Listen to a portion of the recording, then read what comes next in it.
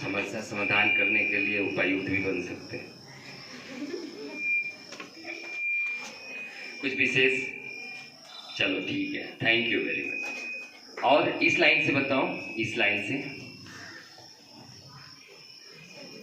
No, कोई बात नहीं, इस लाइन से बताओ।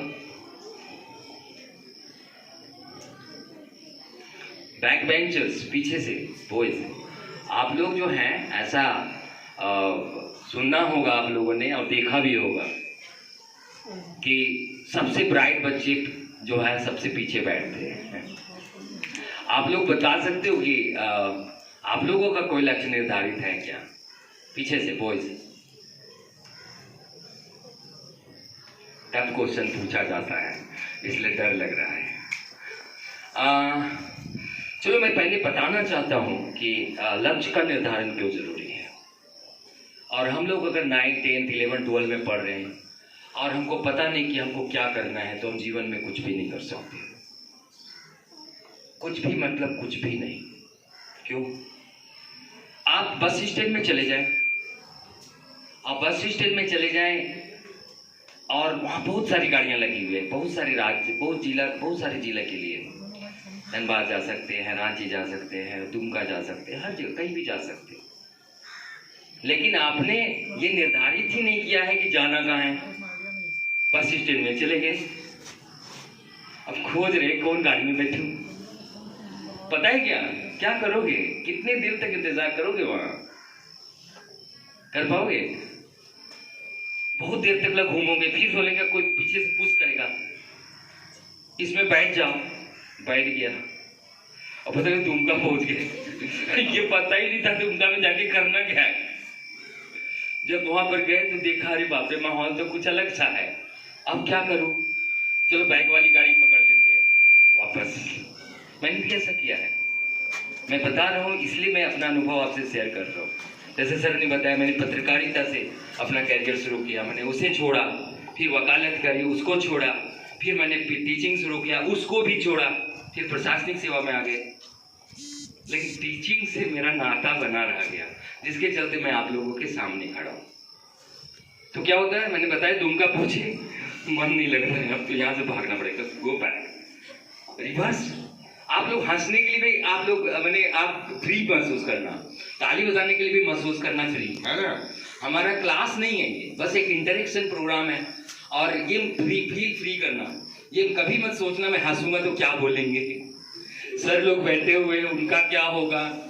बाद में क्लास लेंगे पूरा हमारा कि तुम लोग क्लास कर रहे थे, हंसी मजाक कर रहे थे, तो फील फ्री है ना।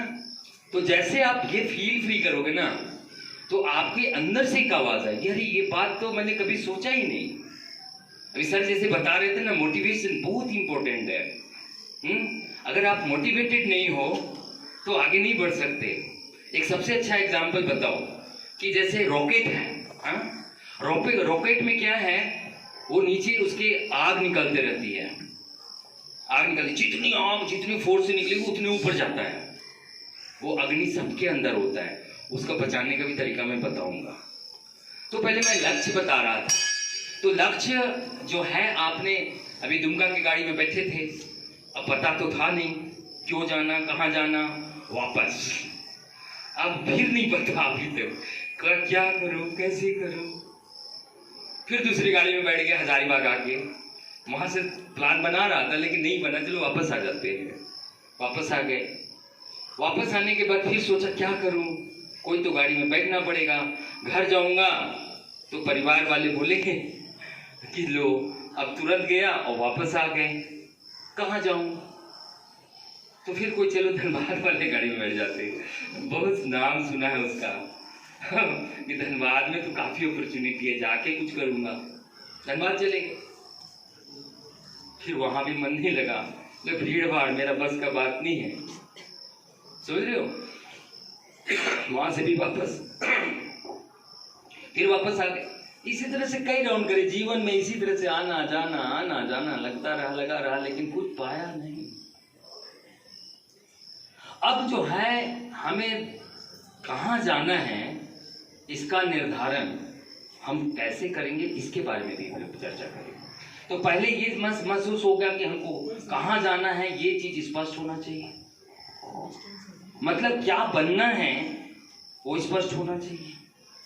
अगर उसके बारे में चिंतन मनन नहीं किया है तो आप तो जबरदस्ती तुमका भेजते जाओगे, फिर क्या होगा, फिर कितना झमेला होगा समझ लो।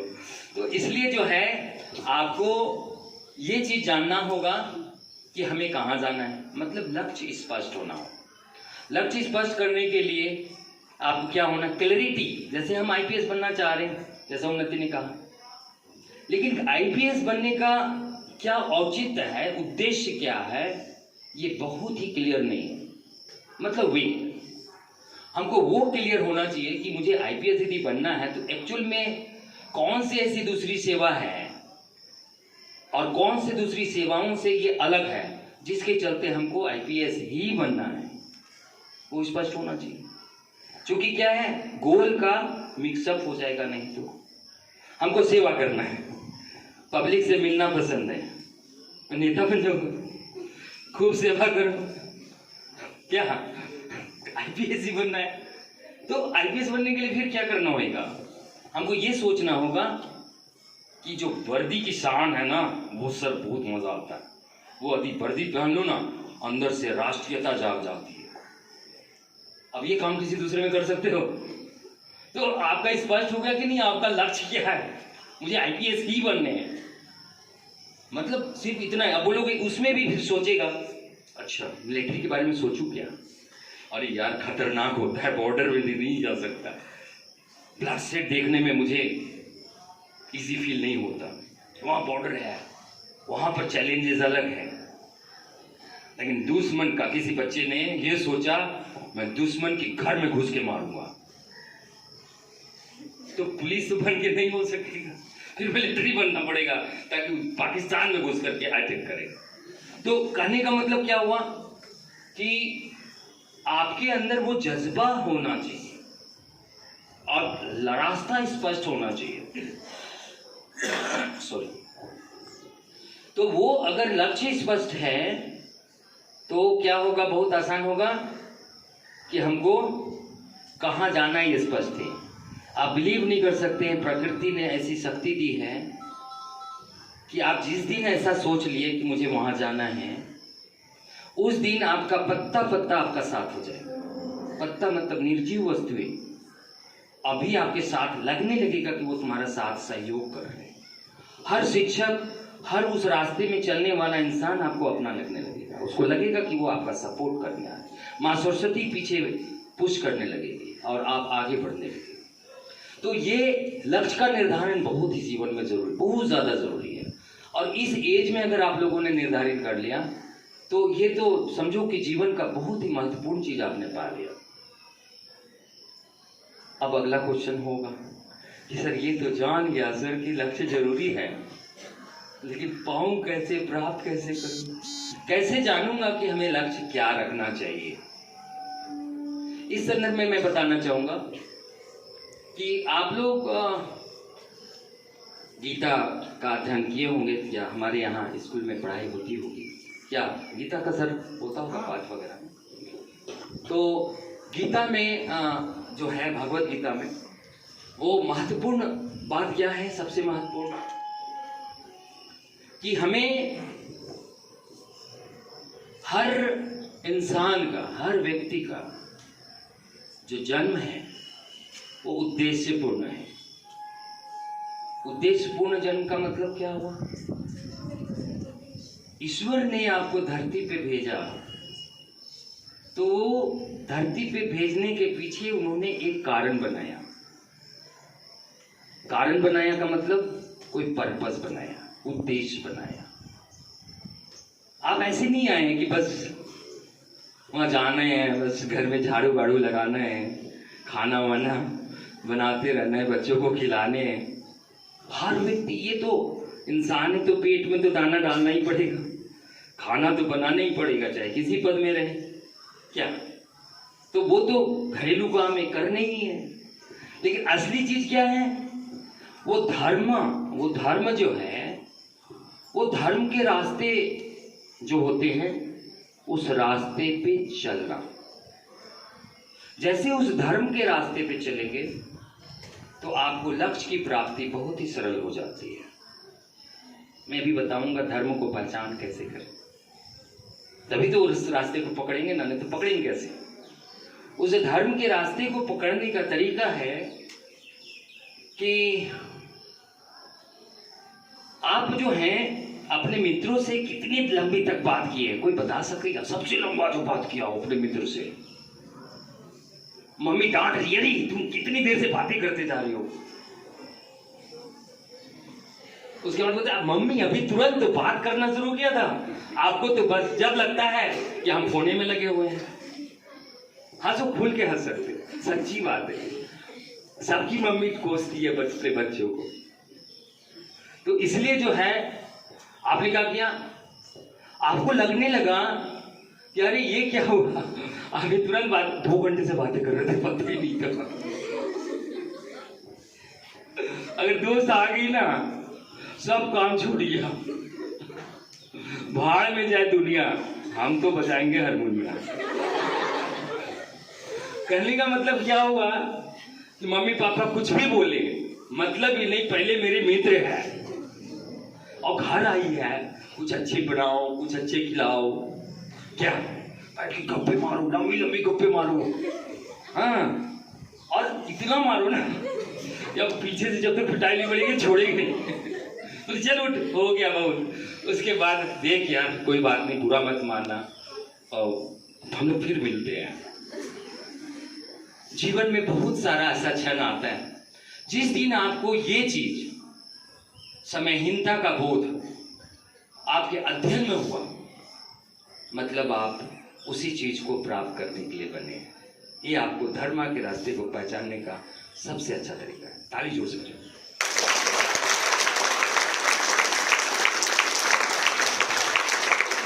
तो धर्म का रास्ता पहचानने का तरीका समझ में आया? अब देखो क्या हो, लाइब्रेरी में घुसो, बहुत सारी किताबें हैं, किताबें उठाया, आप देखो आप किताबें जैसे उठाया मजा आया। मैं ऐसे लगा मेरा एक दोस्त मिल गया खोया हुआ, अपने दोस्त के साथ जैसे गप्पे मारते हो वैसे गप्पे मारने लगा, पन्ने पलट पलट के, और जैसे मारने लगा आपको मजा आने लगा। मैं अपने अनुभव से बता रहा हूं ये चीज। मैं पहले मैट्रिक पास किया, जैसे सब बच्चे करते हैं। मैट्रिक पास कर घर में बोला साइंस पढ़ो, साइंस पढ़ो। मैंने बोला साइंस क्यों पढ़ो? साइंस पढ़ो, साइंस पढ़ो। मैं बोला कोई बात नहीं, साइंस पढ़ूंगा। साइंस में एडमिशन एकदम पैरवी सैकरी करके करा दिया, एडमिशन हो गई, जाना शुरू किया। IITian बनो, IIT के लिए तैयारी शुरू कर दी। अब इरोडो का किताब तो समझ में नहीं आता था, फिर भी पढ़ो, क्योंकि तुमको IIT बनना, जब तक इरोडो नहीं पढ़ोगे तब तक कुछ नहीं होगा। इरोडो शुरू कर दिया। अब आप जान रहे ना, उसके बाद पता लगता एक को क्वेश्चन ही नहीं बनता, और फिर भी पढ़ो। ट्यूशन लगा दिया, मास्टर छोड़ के भाग गया, बोला ऐसा बच्चे को नहीं पढ़ाना जिसको कुछ समझ में नहीं आता। अरे भारी भरकम क्वेश्चन, मैंने क्या बताऊं, कितना बोझ लग रहा था। और उसके बाद इंटर भी चलो किसी हाल से निकला, IITian तो बने नहीं थे, फिर भी लग रहा था यार इतने दिनों से मेहनत किया हूं, कुछ तो करूं। उसके बाद जो है हमने फिर जारी रखा वो अभियान, तैयारी जारी रखी, कोचिंग इंस्टीट्यूट ज्वाइन कर लिया। हाँ, जो कोचिंग में जाते हैं वो सफल होते हैं, इसलिए मैं भी कोचिंग जा रहा हूं, मैं भी सफल होऊंगा। खतरनाक कॉन्सेप्ट दिमाग में आया। फिर उसके बाद मेरे भैया किसी कॉलेज में पढ़ाते थे, वो उनके कक्ष में एक बार मैं एंटर किया, प्रवेश किया उनके रूम। एक पुस्तक रखी हुई थी मनोविज्ञान की, साइकोलॉजी की। मैंने उस पुस्तक को उठाया, उसको जब पन्ना पलटा ना, इतना मजा आया ना, मुझे लगा ऐसी पढ़ाई होती है क्या।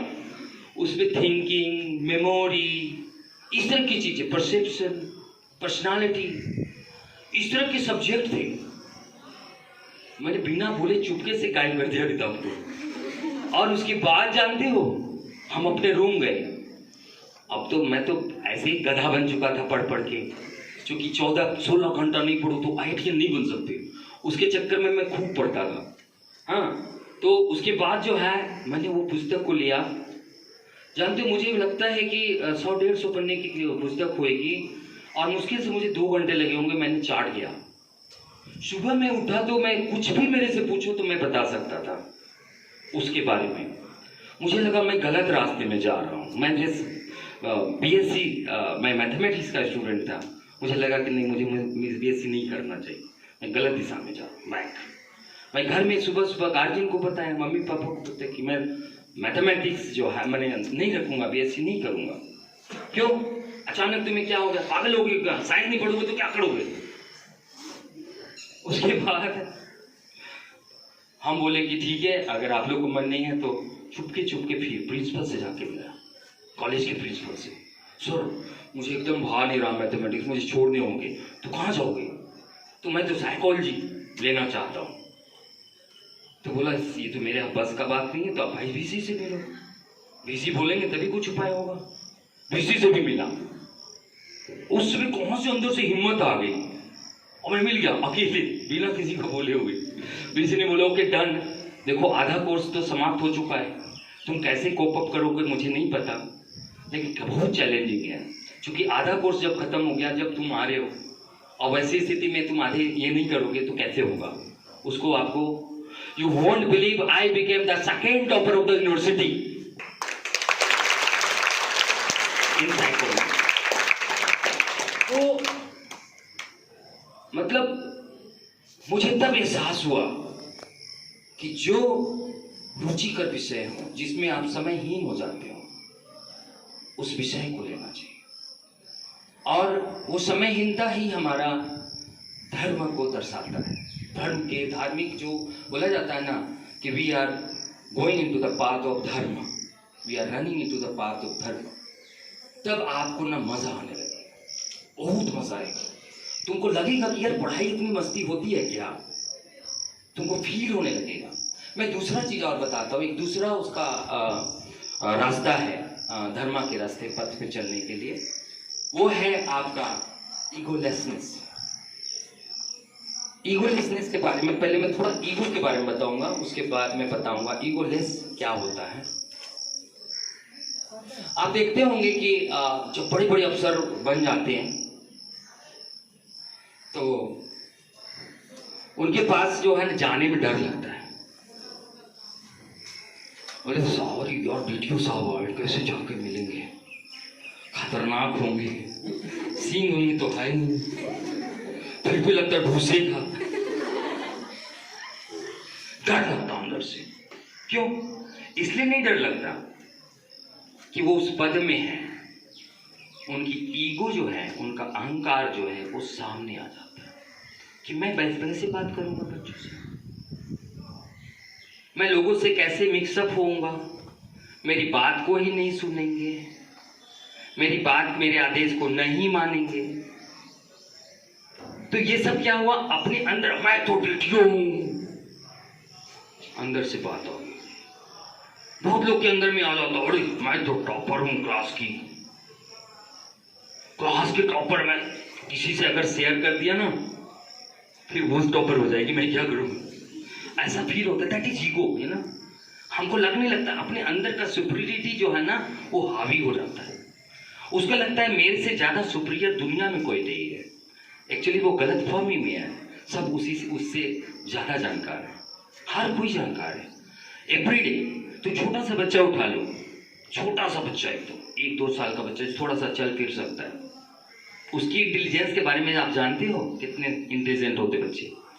वो आपकी आंख देख करके समझ जाएंगे कि आपके गोद में जाके बैठना चाहिए कि नहीं बैठना चाहिए। इंटेलिजेंट होते हैं ना। पापा अगर गुस्से में है, किसी हाल से गोद में नहीं भागेगा एकदम दौड़ के। तुम लोग भी और स्मार्ट हो, पापा को मूड का रीड करते रहते। अच्छा ये इसमें तो लाल दाग लग गई, अभी मैं पहुंचा ना तो मेरे तो क्लास हो जाने हैं। हाँ, अब मूड की तलाश कर रहे हो, अच्छा अभी सही मूड में है, अब पेश कर दे। अगर उधर से काम नहीं होता मम्मी के वहां पहले मम्मी की सेट किए। हाँ मम्मी थोड़ी, मम्मी संभाल लेना, नहीं तो देखो हम तो पढ़ाई कर ही रहे, अपने मन से, अच्छा से, दिल से, हृदय से पढ़ाई कर रहे, थोड़ा नंबर सर मैम काम आ गया, मैं क्या करूँ मामा, इसी चलते देखो टीचर का ना मूड खराब होगा। अब वहाँ एक्सक्यूजेस बनेंगे बहुत ढेर सारे। उसके बाद देखो मम्मा, देखो मैं पढ़ाई में कभी आपकी बात में कभी उठाया नहीं, उठाया ना, जब बोलते हो मैं पढ़ने बैठ जाती हूँ। हाँ बेटा तुम तो बहुत मेहनत किए हो, देखता हूँ पापा को संभालता हूँ। उसके बाद मूड वोड देखा, अरे अरे आज घूमने चलने का मन है। बोले पापा, मम्मी को बोले मम्मी अब ये राइट टाइम है, अभी बताइए दो। पता लगा घूमने का मूड में, अच्छा चलाओ ना, साइड कर देते निकल गए। तो कभी कभी हम लोग ट्रिक चलती है, सब बच्चे चलते हैं, और सर को क्या पता, हमने तो साइन करा दिया, अब कम से कम दाल खाने से बच गए। तो ये चीज जो है ना, देखो मैं बता रहा था ईगो के बारे में। तो ईगो जो होता है ना, वो इतना खतरनाक है ना कि आपको किसी से मिलने नहीं देगा। ईगो इतना खतरनाक है ना, वो किसी से पूछने नहीं देगा। इतना खतरनाक है वो कि आपको अपना ज्ञान बांटने नहीं देगा। क्यों? आपको डर होगा कि आपका शिक्षा छीन सकता है। और मैं बता रहा हूं कि शिक्षा ही एक ऐसी चीज है जिसको जितना बांटेगा उतना बढ़ेगा। बांट के तो देखो, जितना बांटोगे उतना बढ़ेगा। बिकॉज यूज इट और लूज इट का कंसेप्ट शिक्षा में ही लागू होता है। आर्मी का पूछ होता था, पता है? हम लोग जैसे अगर एंथ्रोपोलॉजी पढ़ोगे तो मानव का कैसे विकास हुआ, आप देखोगे कि आर्मी का पहले पूछ होता है, तो वो तो ऐप से आया है। उसके बाद धीरे धीरे क्या हुआ, उसके हाथ विकसित हो गए। तो पूछ का उपयोग कैसे करते थे? झाड़ के बैठने के लिए, कर सकता है तो झाड़ के बैठने के लिए उसको ना पूछ का उपयोग करता था। अब क्या हुआ, जैसे जैसे उसके हाथ विकसित हो गए तो हाथ का काम करने लगा, हाथ से पूछ का उपयोग खत्म। धीरे धीरे धीरे धीरे पूंछ छोटा होने लगा और धीरे धीरे चूटी गायब हो गई। तो पूंछ गायब हो गया चूंकि उसकी यूज खत्म हो गई। कोई भी चीज, हमारे जितने भी सेंस ऑर्गन्स हैं, आपको इफेक्टिवली यूज करने में तो वो भी गायब हो जाते हैं। मैं इसके बारे में, चूंकि वो अलग व्याख्यान है कि how to utilize your sense organ maximum, ये अलग व्याख्यान है। पूरी व्याख्यान बहुत बड़ी है, मैं अभी उस बिंदु पे नहीं जाऊंगा। लेकिन मैं बताना ये चाह रहा था कि मतलब ईगो से आपका कैसे ये होता है। तो मैंने बताया कि यूज इट और लूज इट। तो वो जैसे आपने एजुकेशन को बांटना शुरू किया, जैसे मान लेते हैं कि आप गांव में रहते हो, आपने देखा कि अरे ये दादी है, दादी को तो लिखना पढ़ना नहीं आता, काम करने जाती है, पैसे लाती है, कई बार ठग देता है उसको। तो आपने क्या बोला, अरे दादी माँ को ना सिखाते हैं इसको पढ़ना। आपने डिसाइड कर लिया और फटाफट जो है ना, बस मैं एक कहानी उदाहरण बता रहा हूँ कि मैंने इसको कैसे अपने जीवन में उतारा। इसको ये कैसे हुआ था, मैं CDPO था। CDPO मतलब चाइल्ड डेवलपमेंट प्रोग्राम ऑफिसर होता है, जो आंगनबाड़ी के अंदर का हेड होता है एक डिस्ट्रिक्ट में, एक ब्लॉक में। तो मैं पहाड़ में गया, वहाँ पर हमको आंगनबाड़ी सहायिका का चयन करना था। वहाँ पर ना से कोई आंगनबाड़ी था, ना कुछ भी था, कुछ भी नहीं था। और वहाँ पर महिलाएं पढ़ी लिखी थी नहीं, साक्षर होना जरूरी था। तो हमने बोला कि 60 महिलाएं इकट्ठा हुई कि भाई CDPO साहब आए। 60 महिलाएं जब इकट्ठा हुई तो हमने पूछा कि भाई किसी को सहायिका बनना है, लहू क्या होता है उसके बारे में बताएं। 2 महिला तैयार हुई, बोले पढ़ने लिखने जानती हो? तो नहीं जानती। तो कैसे बनोगे? सिग्नेचर नहीं किया तो बनोगे कैसे? तो मैंने बोला कि यहाँ के लोकल जो है प्रधानाध्यापक स्कूल है, तो हाँ जी बुलाओ, लोकल प्रधानाध्यापक को बुलाओ। प्रधानाध्यापक आ गए। प्रधानाध्यापक से पूछा कि भैया आपने गांव में कभी कैंप वेप नहीं लगाए? कोई पढ़ने नहीं जानता, कोई लिखने नहीं जानता। हमने पूछा ऐसा क्यों नहीं हुआ? तब जो है उन्होंने बोला कोई किसी की इच्छा ही नहीं है। इच्छा नहीं है तो मैं जबरदस्ती करूं, कैसे करूं? हमने चलो ठीक है। फिर उन्होंने संसाधन का रोना गाया कि सर कोई सरकार कुछ करती नहीं, हम कहाँ से करेंगे, उसके लिए व्यवस्था चाहिए, उसके लिए पैसे चाहिए, उसके लिए बहुत सारी चीज चाहिए। उसका भी रोना रोया। उसके बाद जो है, उसका रोना रोने के बाद हमने बोला मैं एक पेड़ के नीचे खड़ा था, वहां पर एक लॉग ना पेड़ का तना जो होता है ना, काट के रखा हुआ था। हम वहां पर बैठ गए, धीरे धीरे सारी महिलाएं भी बैठ गई, पुरुष भी थे वो भी बैठ गए। हमने बोला कि अच्छा ठीक है, अगर दो हैं, आप लोगों को यदि मैं लिखना सिखा दूं, दो में से एक को, तो क्या आप काम करने के लिए तैयार हो जाओगे, ज्वाइन करने के लिए तैयार हो जाओगे? तो बोले हाँ। तो एक जिसका नाम दुखनी था वो तैयार हो गई। हमने कुछ नहीं किया, पेड़ के नीचे थे, हमने पेड़ के डाली तोड़े, जमीन में बैठा और उसको साफ किया। प्लेन हो गया, बालू था और पहाड़ का जगह था ना, वो बालू जैसा था, उसको साफ किया। बोले अब ये जो है ना, वही टहनी से मैंने बोला कि अब इसको मैं लाइन पाड़ता हूँ, अपने टहनी से इसको तुम मोटा करो। और मोटा करना शुरू किया। फिर एक छोटा सा डंडा बना दिया, बोले पेट बना दो। बोले फिर छोटा सा डंडा दे, पूछी बना दो, पूछी बना दिया, मोटे करते रहे। फिर मैंने बोला कि आधा पूछी बनाओ, फिर लंबा पूछी बना दो, रा लिख दिया। फिर एक डंडा बनाए, बोले फिर अंडा बना दो, खा हो गया।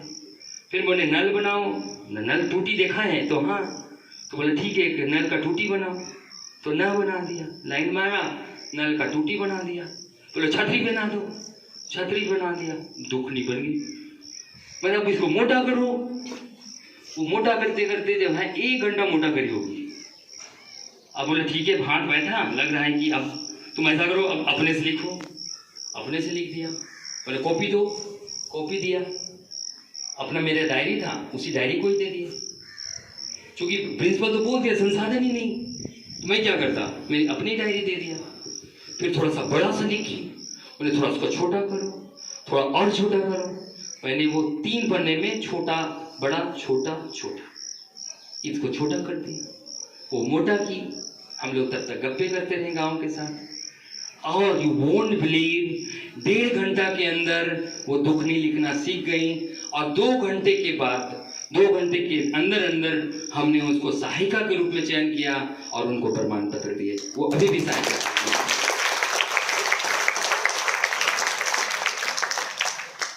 हम हर जगह प्रेरणा के स्रोत बन सकते हैं।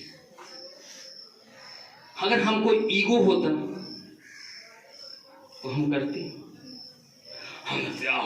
मैं तो कुछ हूं, मैं गांव में ग्रामीणों के साथ कैसे बैठूंगा, मैं नीचे भुइयां में कैसे बैठ सकता हूं, मुझे कुर्सी चाहिए, बोल सकता था। ईगो, मैं किसी से मिल नहीं सकता था। तो ये ईगो खतरनाक होता। मैं आज मैं बहुत करीब से इसको देखता हूं कि ईगो कितना खतरनाक होता है, और इस पे कैसे चेंजेस लाने, इसके बड़ा सब्जेक्ट है ये। लेकिन फिर भी मैं यही कहना चाहता हूं कि अगर आप विनम्र हो गए, आपका विनम्र होना ही एक इंडिकेटर है कि आप ईगो लेस की ओर कदम रख दिए हैं। आप 100% तो नहीं, स्वाभिमान होना तो बहुत अच्छी बात है, स्वाभिमान तो होना ही चाहिए कि मैं क्या हूं, लेकिन अहंकार होना बहुत ही खतरनाक बात है। तो इसलिए जो है हमको क्या करना है, विनम्रता की ओर बढ़ना है। और विनम्रता की ओर बढ़ने लगेंगे तो क्या होगा, हम ज्ञान कहीं से भी ले सकते हैं, कहीं से भी। मतलब अभी हमको शिक्षक महोदय दिखाई दिए तो हमने शिक्षक के पास चले गए, देखे कि वो तैयारी कर रहे हैं, उसके साथ बैठ गए। हम देखे कि अच्छा वो भी इसके लाइन से जुड़ा हुआ है, उसके पास चले गए। आपको आईपीएस बनना है, आप अपने जिले के आईपीएस अफसर के अपने गए, वहाँ पर उनसे जाके मिले, उनसे बातें की कि सर मैं तो आईपीएस बनना चाहती हूँ, मैं आपके जैसा बनना चाहती हूँ, मुझे रास्ता दिखाइए। आपको हर कदम में आपके साथ लोग साथ देने लगेंगे। लेकिन आपके पास हो गया ईगो, अहंकार, आप जाओगे मैं बन के दिखाऊंगी, बनते रह जाओगे जिंदगी भर, कभी नहीं बन सकते। तो वो चीज जो है ना, अहंकार आया जिस दिन, उस दिन हमारी विनम्रता खो जाती है। विनम्रता खो गई तो कहीं से भी ज्ञान नहीं ले पाओगे। ज्ञान लेने के लिए हमेशा कहाँ बैठना पड़ता है? Water always flows in this direction. तो आपको यहाँ बैठना पड़े, माइंड यहाँ पर ऊंचा है, यहाँ पर नीचा है ना। तो जब तक आप नीचे वाला स्थान में नहीं, water always flows in this direction, up से डाउन। तो ये अप से डाउन है। अगर आपको ज्ञान लेना है तो कहाँ बैठना होगा? नीचे। अगर अब हम गए, मास्टर साहब भी कुर्सी में बैठे हैं, बगल में कुर्सी लगा के बैठ गया, बराबर होगी कि नहीं? इसलिए हमारे सरस्वती शिशु मंदिर का सबसे बड़ी खासियत यह है, इन छोटे छोटे संस्कारों पे ध्यान दिया जाता है कि शिक्षक हैं तो उनके पास बैठे, उनके नीचे बैठे, उनके करीब बैठे, उनके नीचे बैठे, उनसे नीचे होना चाहिए। कुर्सी जो भी होगा वो छोटा होगा बच्चों का। उसके बाद जो दूसरा चीज क्या है कि आपको ये चीज दिखाई देगा कि जब हम नीचे बैठते हैं तो वर्ग तुरंत उसको लगेगा ऐसा कि हम सब कुछ उछल दें। सिर्फ बैठना तो सिंबॉलिक है, मानसिक रूप से। अब तुम गए शिक्षक के पास, कुछ सीखने गए और पता लगा अपने ही बोलते रह गए।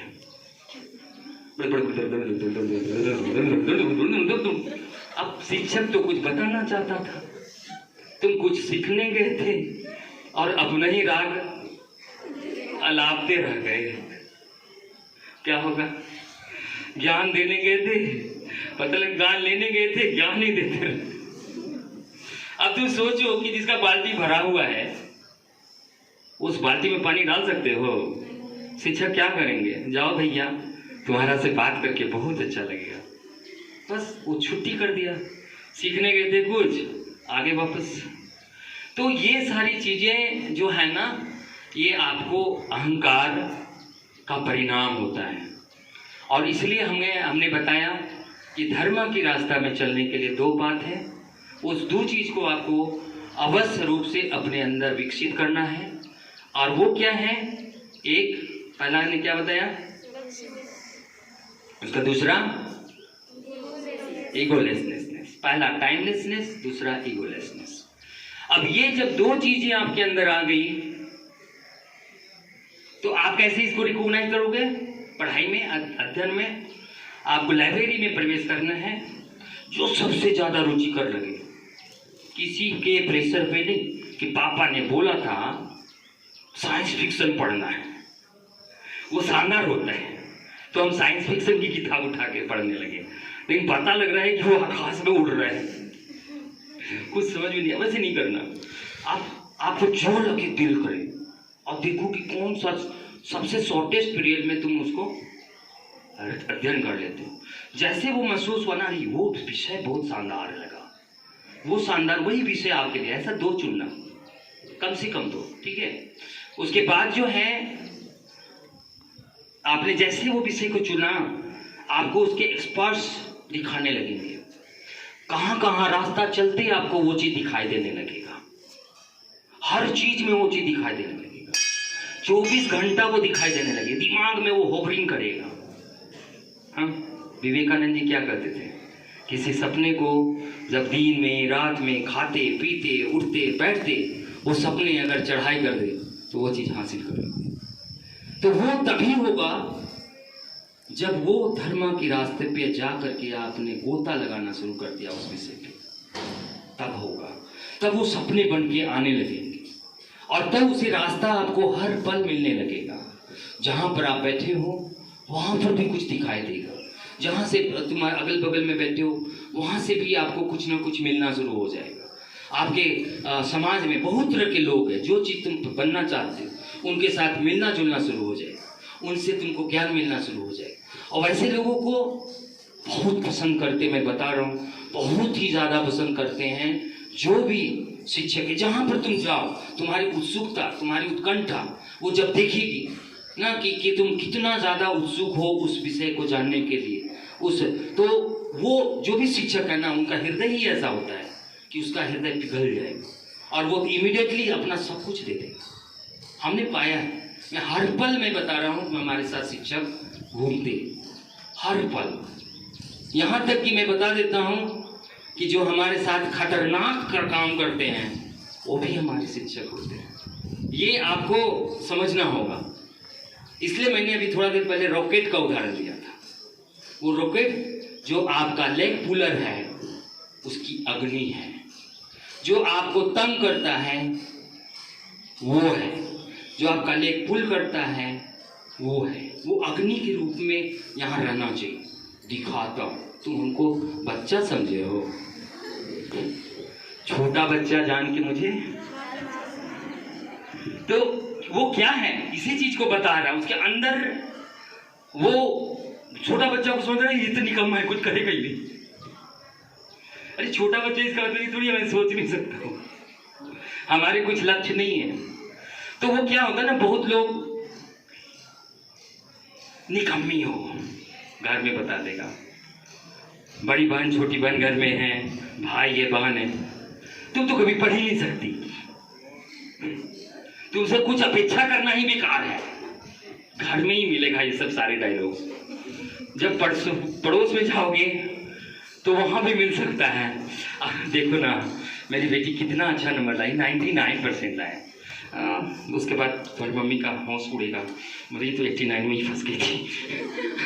तो अब मैं क्या बताऊं। अब वहां पर ना तुमको सामने खड़ा कर दिया, आने खराब लगेगा, तुमको लगेगा अरे यार ये क्या हो रहा है, मैं तो इतना मेहनत करी, मैं क्या कर सकती थी, मुझे 89 ही आया तो मैं क्या करूं। मैं तो पढ़ाई में कम किया नहीं, लेकिन अंदर अंदर से जल रहा है। बेटा रुक बताता हूँ, अगले बार ना मुझे फोड़ दूंगी मैंने और अच्छा करूंगी। उसके बाद फिर अगली बार बताता हूँ। तू क्या कर सकती है, मन के अंदर ये चल रहा होता है, तू क्या कर सकती है। ऐसे कोई जानता नहीं रहा, अंदर से जानता। मैंने बताया थोड़ा, मैं विज्ञान का स्पेशलिस्ट हूँ, मैं जान जाता हूँ अंदर बच्चों के अंदर मन में क्या चल रहा होता है। तो अंदर से थोड़ा अच्छा तो उनको नीचा दिखा रही है, बताता ही हूँ। अब अंदर से वो कंपटीशन आ जाती है, क्योंकि आप समाज में बहुत सारी चीजें दिखा नहीं सकते। अंदर जो चल रहा है उसको तो आप अग्नि ज्वाला करता हूं, आग लगा दूंगी।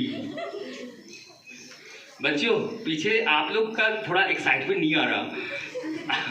पीछे वाले बच्चे को मैं बड़ा इंटेलिजेंट मानता हूँ, आपको पता नहीं होगा, क्योंकि जो बच्चे पीछे बैठते हैं स्मार्ट होते हैं, काफी स्मार्ट होते हैं। वो पीछे से उसको आराम से हंसता भी रहेगा तो भी काम चल जाएगा। कोई देखने वाला तो है नहीं। पीछे से अगर झपकी मारने का, मैंने झपकी मारो, कोई देखेगा नहीं, कोई पूछेगा नहीं, क्योंकि आगे वाले भी नजर होता है ना, वो थोड़ा सा डरते भी है, क्योंकि मैं तो सिंसियर हूँ, मैं तो लेटूंगा नहीं, मैं झपकी मारूंगा। तो वो स्मार्ट बच्चे, इसलिए मैं बोलता हूँ उसको कि अभी मैं खड़ा हूँ, क्या समझा रहा था, मैं तुरंत बताएगा, ओहो मैं इस टॉपिक को पढ़ा था। इसलिए स्मार्ट बच्चे होते हैं। वो लोग जो है ना ज्यादा पढ़ाई लिखाई नहीं करेंगे, मस्ती ज्यादा करेंगे, काम उसका पढ़ाई कम करेंगे, फिर भी अच्छे नंबर ले आते हैं। तो ये बैक बेंचर्स की स्टोरी है, और वास्तव में उसके अंदर वो मंथन चल रहा होता, चिंतन मंथन बहुत चल रहा होता है उसके अंदर। और वो जो है ना, वो जो चिंतन मंथन होता रहता है, उस चिंतन मंथन से वो सारी चीज वो लाते रहते, क्या करना क्या नहीं। तो मैं रॉकेट के बारे में बता रहा था कि अगर आप जो हैं उस तरह के जो हंसी, जो आप पर कोई हंसा, सबसे ज्यादा पीड़ादायी वही होता है। आपको कोई नीचा दिखाने का कोशिश किया, हर व्यक्ति के जीवन में ऐसा दिन आता है, हर व्यक्ति का। तो उसको अंदर आग के रूप में, अग्नि के रूप में, दीपक के रूप में उसको सजा के रखना, भूलना नहीं उस पल को। क्योंकि वो अग्नि जितनी ज्यादा तेज जलेगी उतने ज्यादा आप ऊपर जाओगे रॉकेट के समय। क्योंकि वो आग निकलेगी और वो नीचे पुश करेगी, वो जैसे नीचे पुश करेगी उतना ज्यादा ऊपर आप बढ़ोगे। तो उस अग्नि को बचा के रखना है। और इस तरह से आप अपनी धर्म की पहचान कर, अपना पर्पस ऑफ बीइंग बोर्न को पहचान कर, किस लिए आपका जन्म हुआ उसको देखकर आप जो हैं उस पाथ में चलने की तैयारी कर सकते हैं। इसमें थोड़ा सा और मैं ऐड करूंगा कि जैसे अभी उन्नति ने बताया कि मैं आईपीएस बनना चाहती हूँ, उस तरह से जीवन में बहुत सारे, आप समाज में जब देखेंगे उठेंगे तो बहुत सारे ऐसे लोग होंगे जो मिलेंगे जो कि आपको बहुत प्रेरित करेगा, लगेगा कि यस, मेरे साथ एक ऐसा ही कांड हुआ था, उसको मैं शेयर करता हूँ। क्योंकि मैं सीखता था, कोई भी जो है ग्रामीण परिवेश से उठ करके आया है, जिसका माता पिता बहुत ज़्यादा पढ़े लिखे नहीं है, और वो बच्चा उसके घर में कोई कलेक्टर डिप्टी कलेक्टर बनता है, तो जाहिर सी बात है कि उसके अंदर कुछ ऐसा विशेष होगा जो उसको आगे बढ़ाया है। तो मैं बता रहा था कि एक बार मेरे अंदर कैसे ये जागे कि मुझे डिप्टी कलेक्टर बनना है या कलेक्टर बनना है। तो ये चीज़ जो है, हमारे मोहल्ले में, गांव में एक बार उपायुक्त महोदय आए और उनकी जो है वाइट कार थी, शानदार, और उसके पीछे भी जो है बहुत सारे बॉडीगार्ड थे, 5-5। उनका ड्राइवर जो था वाइट पहन के एकदम टोपी भी लगा करके शानदार दिखाई दे रहा था। पूरा गांव उसका इंतजार कर रहा था। और जैसे ही डीसी साहब बाहर निकले ना, तो देख रहा हूं कि उनसे पहले दरवाजा खुलने के लिए भी ध्यान से पड़ता, दरवाजा खुला, अंदर से एक स्मार्ट सा बंदा निकला, हाँ, और उसके बाद तुरंत दरवाजा बंद करने के लिए वो स्मार्ट सा जो टोपी पहन के वाइट एकदम पहना था, आया, हाथ से लगाया। मैं देख रहा हूँ समाज के सबसे प्रबुद्ध लोग आगे आगे हैं, सब उनकी बातें सुन रहे हैं। मैं पीछे कोना में एकदम छोटा सा बच्चा है, खड़ा हो, छोटा सा बच्चा, मैं देख रहा हूँ अंदर मेरे कुतूहल चल रहा है। हरिओम, वो इतना कुतूहल चल रहा है कि यार वो क्या है, मैं जानता भी नहीं था उपायुक्त क्या होता है। तो हेलो, तो ये मुझे पता नहीं था, लेकिन वो उपायुक्त महोदय को जिस तरह से समाज इज्जत दे रही थी, सम्मान दे रहा था, सभी लोग उनकी बातें सुन रहे थे, और मैं एक छोटा सा बच्चा, मेरी बात कोई सुनता ही नहीं था। तो मुझे लगता था कि अगर मैं उस कुर्सी को संभाल लूं तो क्या होगा। तब जो है मुझे भी लोग सुनेंगे, तो मुझे वो कुर्सी चाहिए। मेरे दिमाग में उसी समय ये बात बैठा, बहुत छोटा था, और कैसे वो बैठ गया मुझे पता नहीं चला। मैं कॉलेज में गया, तो मैंने बताया ना, मैं तो बीएससी फर्स्ट ईयर में पढ़ाई कर रहा था, और मैं 16 घंटा पढ़ाई करता था। मुझे लगते थे जीवन एकदम इतना खतरनाक है, मैं पढ़ाई के अलावा जीवन में कुछ नहीं कर सकता, बोझिल होकर के मैं थकता जो मार रहा हूँ, फिर भी पढ़ाई कर रहा हूँ। इतनी दुर्दशा मैंने झेला, मैंने कहूँगा जीवन इतना खतरनाक होता है कि मैं क्या करूँगा दीजिए। लेकिन जब साइकोलॉजी लिया, ओए इतना शानदार होता है, पढ़ने में तो मजा आ रहा है, एकदम जीवन ही बदल गई मेरी। फिर मैंने तुरंत एनएसएस ज्वाइन किया। एनएसएस ज्वाइन करने के बाद सोशल वर्क में ज्वाइन किया, बहुत सारा काम किया वहाँ। गाँव में देखे वीडियो साहब को, हाँ वीडियो साहब एकदम बिजी टाइप का, एकदम आए, दरवाजा खुला, सबको देखो वीडियो साहब तुरंत भीतर मार रहे, नारियल खोल रहे, ये तो खतरनाक है, इसको तो वीडियो भी मिल गया तो बहुत शानदार है। तो वहाँ पर से तुरंत प्रेरणा वो बना, तो मतलब वो कलेक्टर थे और ये डिप्टी कलेक्टर, जो वीडियो साहब थे वो डिप्टी कलेक्टर थे। और उसके बाद जो है ये जब अंदर चला, यू वोंट बिलीव हमने किस किस तरह के लोगों से मुलाकात किया, सबसे मुलाकात करते रहे, और उसके बाद जो है हमने जो है उस पद को हासिल किया जिसके सपने थे। इसलिए सपने देखना बहुत, सपने आपके साकार करते कैसे होते हैं, सपने इतने साकार होते हैं क्योंकि आपको 24 घंटे आपको नींद उड़ा देते हैं।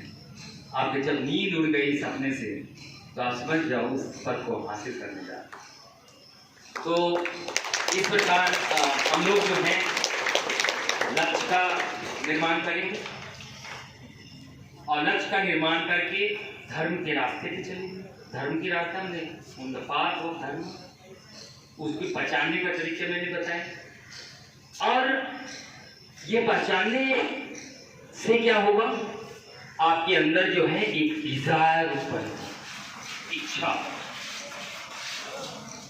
जब आपने लक्ष्य निर्धारित कर लिया, अब आपको मजा आने लगा जीवन से, तो आपके अंदर क्या हुआ, एक डिजायर उत्पन्न। वो डिजायर से ही सब कुछ हो। वो डिजायर उत्पन्न नहीं होगी तो कुछ नहीं कर पाओगे। इच्छा शक्ति, मैंने बताया लक्ष्य प्राप्त हो गई, लक्ष्य मिल गया, अब हमारी इच्छा कहीं दूसरी तरफ नहीं जा रहा है, भटक नहीं रहा। भटकेगा तो क्या होगा, मैं वही बस स्टैंड वाली कहानी याद रखना, बहुत बुरी हाल होती है उसकी, घूमते फिरते रहोगे फिर।